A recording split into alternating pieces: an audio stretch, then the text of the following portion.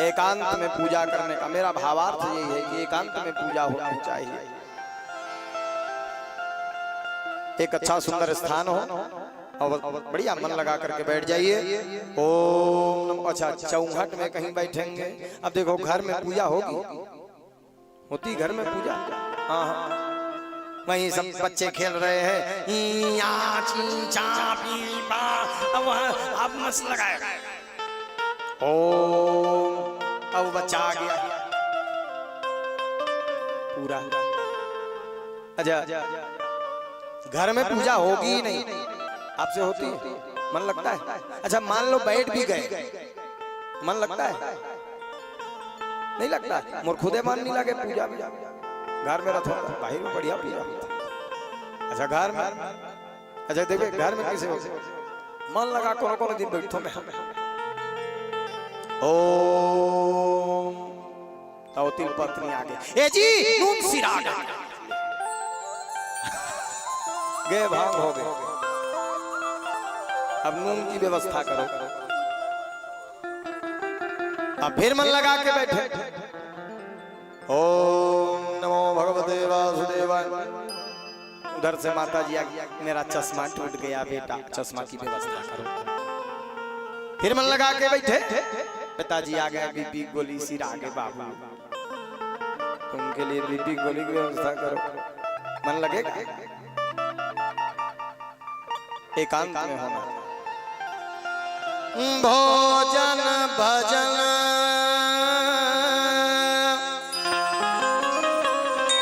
खजाना नारी, ये सब पर्दा के अधिकारी। माताओं को भी जितना हो सके पर्दे में रहना चाहिए। ये मेरे सनातन संस्कृति का महत्व है। जितना हो सके मेरी माताओं को सिर में पल्लू होना चाहिए।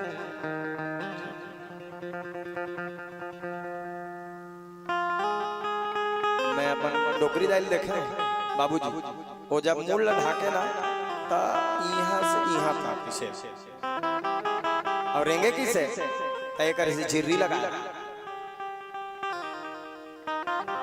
रेंगे रेंगे बा हक्का दूर है, झिर्री लगे जैसे ते चश्मा लगा आस नहीं, इसने झिर्री लगा रहा इसी। अब वो धीरे धीरे धीरे धीरे चढ़ा जा। डोकरी दाई यहाँ था, अदाई है यहाँ था। अभी एक जन आए थे कर लगा था, एक दिन लगा रहेगा। हमें कहे एक आए सर में पल्लू होना चाहिए जी। हमें कहा सर एक चेथी है, यही पल्लू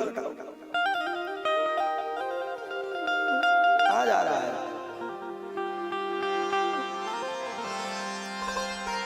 एकांत में पूजा होती है। 4 चीजों को पर्दे में होना चाहिए। बोलो जय जय श्री राम।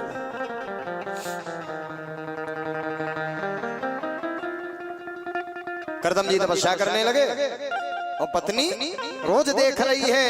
आज की कोई पत्नी होती तो चली जाती, लेकिन वो रोज देख रही, कल उठेंगे परसों उठेंगे, 1 महीना हो गया, 2 महीना, 3 4 1 साल 2 साल 10 साल बीत गया, 20 साल बीत गया महाराज, लेकिन करदम जी उठे नहीं। 30 साल हो गया, 40।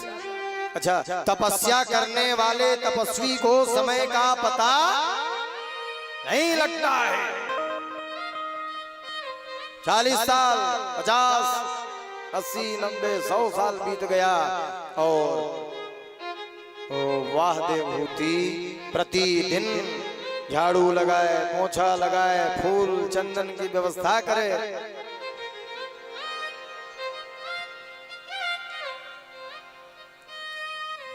डेढ़ 100 साल के बाद आँख खोले तो देखे सामने में कोई बुढ़िया है, झाड़ू लगा रही है, आंखें धस गई, गाल पिचक गया है। कौन हो देवी? तुम कौन हो? बोले रोने लगी। देवहूति रोती हुई कहने लगी, महाराज मैं तो आपकी पत्नी देवहूति हूँ। बस इतना सुनना था। इतनी सुंदरी तू कैसे हो गई देवहूति?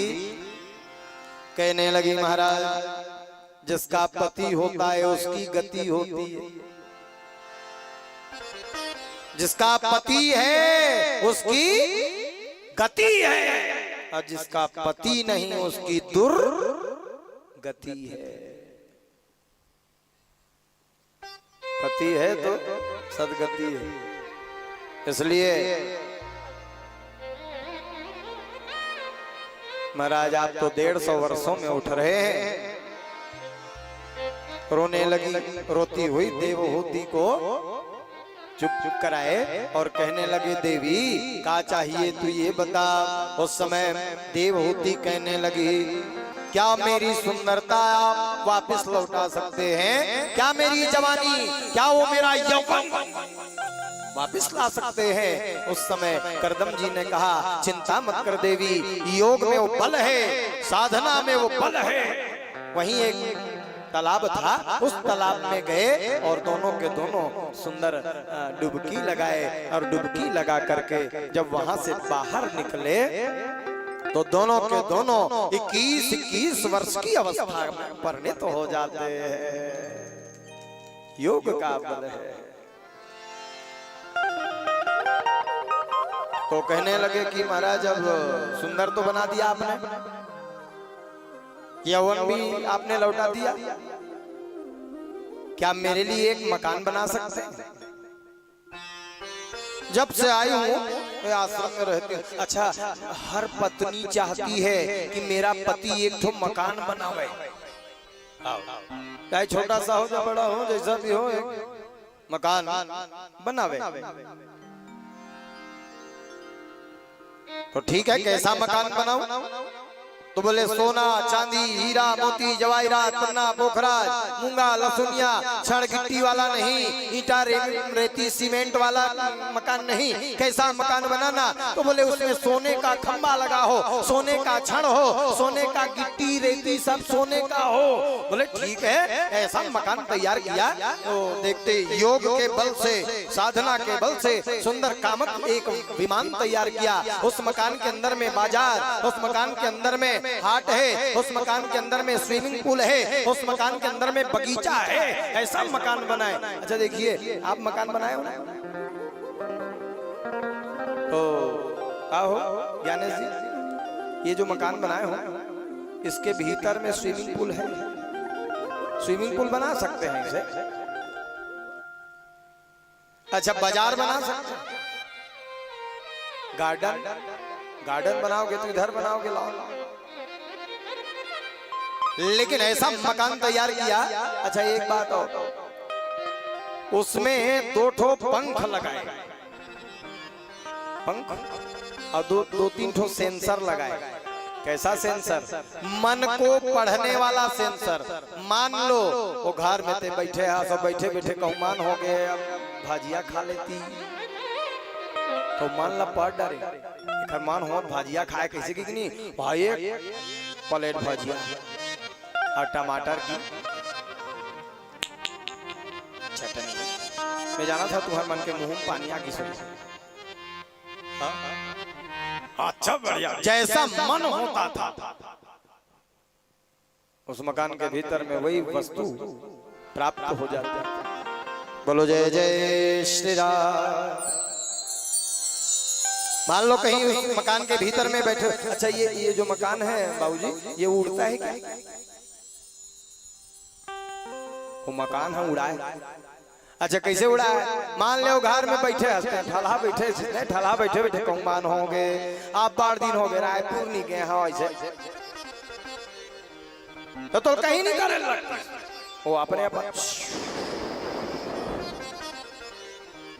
रायपुर, दिल्ली मान हो गए, दिल्ली कलकत्ता। एक दिन बैठे रहा है देवहूति, मान हो गया मैं आकाश में उड़ लेती, तो सेंसर पढ़ लिया और उड़ने लगाया आकाश में, दोनों पति पत्नी आकाश में उड़ रहे हैं। और आकाश में उड़ते उड़ते एक कन्या की प्राप्ति हो गई। 1 साल हो गया महाराज, 1 साल में 1 बेटी हो गई, 2 साल में 2 बेटी, 3 साल हो गया 3 बेटी। उतरने का मन नहीं हो रहा है, 3 बेटियां हो गई। 4 साल में 4 बेटी, 5 साल में 5 बेटी, 6 साल में 6 बेटी, 7 साल में 7 बेटी, 8 साल। अच्छा ये बात, एक बात बताओ, बेटियां जिस घर में हो जाती है ना, वो घर घर नहीं, वो घर स्वर्ग के रूप में परिणत हो जाता है।